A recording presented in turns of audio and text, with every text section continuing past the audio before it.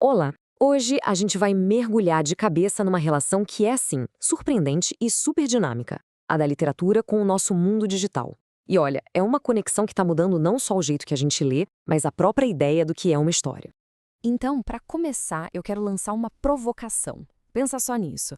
Será que dá para contar uma história completa, com personagem, conflito, tudo, dentro de um único tweet? Parece impossível, né? Ou será que esse é justamente o próximo passo na evolução da arte de contar histórias? Vamos explorar isso mais a fundo, começando por um conceito que eu acho fascinante. O tal do mini-conto. É uma forma literária que, olha que curioso, floresceu exatamente por causa das limitações do nosso mundo digital. E o que é mais legal aqui é ver como uma limitação técnica, na verdade, acabou virando um motor para a criatividade. Aquele limite de caracteres do Twitter, que podia parecer uma amarra, não sufocou a expressão. Pelo contrário, né? Deu origem a uma forma de arte completamente nova, super concisa e, nossa, muito poderosa. Mas, assim, o mini-conto é um exemplo incrível, claro, mas ele é só a pontinha do iceberg. A verdade é que a influência da internet na literatura é bem mais profunda. Está remodelando a própria estrutura das histórias que a gente consome. Então, vamos abrir um pouco mais o foco agora. Como é que a tecnologia está, de fato, mexendo com o cenário geral da literatura? Porque essa interação ela vai muito, mas muito além das historinhas curtas. E aqui está o ponto central, a chave de tudo. Hoje em dia, não dá mais para entender a literatura contemporânea sem pensar nesse diálogo íntimo que ela tem com o mundo virtual. É quase uma relação simbiótica, sabe?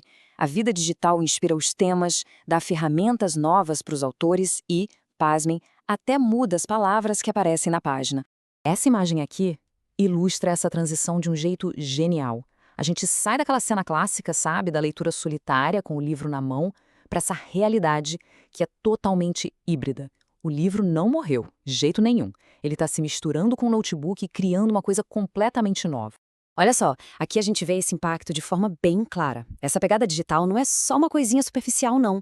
Ela está mexendo no DNA da escrita. Os temas refletem a nossa vida online. A criação usa plataformas novas. E a linguagem? A linguagem. Ela fica mais relaxada, mais coloquial, cheia de gírias, de abreviações, buscando uma liberdade que, vamos combinar, desafia as regras mais formais. É quase como se o papel quisesse virar uma tela de celular. Agora vamos focar num dos pontos mais curiosos dessa história toda, a linguagem. Como é que o jeito que a gente digita no WhatsApp, por exemplo, está aparecendo, assim, na cara dura dentro de livros publicados? Para a gente ver isso na prática, vamos pegar um caso específico. O romance brasileiro Sweet Tóquio é um exemplo, assim, perfeito de como a literatura de hoje está absorvendo essa comunicação digital de um jeito super natural. Imagina a cena. É tensão pura. A personagem está numa situação super complicada, esperando um ônibus que nunca chega, sabe? E a ansiedade só aumenta, a cada segundo. Aí, ela pega o celular. E o que ela vê na tela é isso aí, não está escrito onde você está. Está escrito cadê você e repetido várias vezes. Cadê você? Cadê você? A urgência, a informalidade, a ansiedade, está tudo ali naquela abreviação que a gente usa todo santo dia. E aqui está o pulo do gato. Isso não é um erro de digitação da autora, de jeito nenhum. É uma escolha artística, uma escolha deliberada para criar uma sensação de verdade, de imediatismo. É a literatura falando, ei, a linguagem que a gente usa de verdade, a que é falada e principalmente digitada, também tem poder.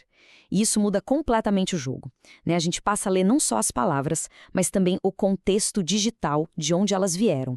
Bom, e essa ideia toda de ser conciso, de ser autêntico, nos traz de volta para o mini-conto.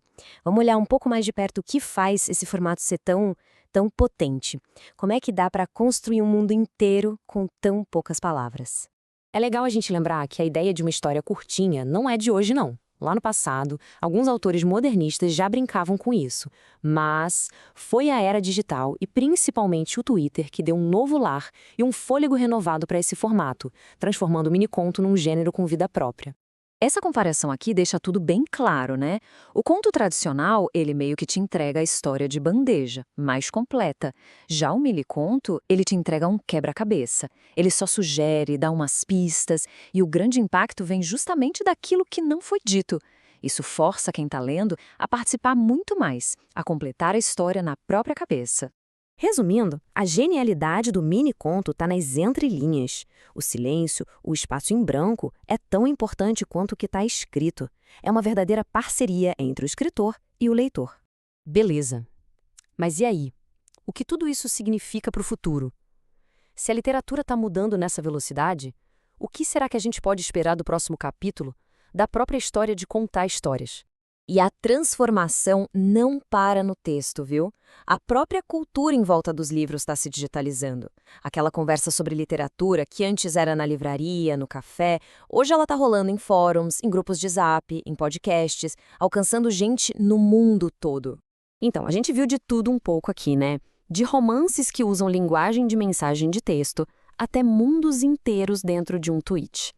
No fim das contas, são todas peças da mesma grande revolução literária que está acontecendo agora. A grande sacada, eu acho, é que a literatura não é uma peça de museu, estática, empoeirada. Muito pelo contrário, ela é uma arte viva, que respira, que se adapta. A internet não está matando a literatura, ela está reinventando a literatura. E isso só prova a capacidade incrível que essa arte tem de evoluir com a gente. E tudo isso nos deixa com uma última pergunta, uma reflexão para a gente levar. Se as histórias hoje já cabem num tweet, numa mensagem de Zap, qual vai ser a próxima fronteira? Nesse mundo de rolagem infinita, de atenção super disputada, onde é que as próximas grandes histórias vão ser contadas? O futuro da narrativa, sinceramente, está totalmente em aberto.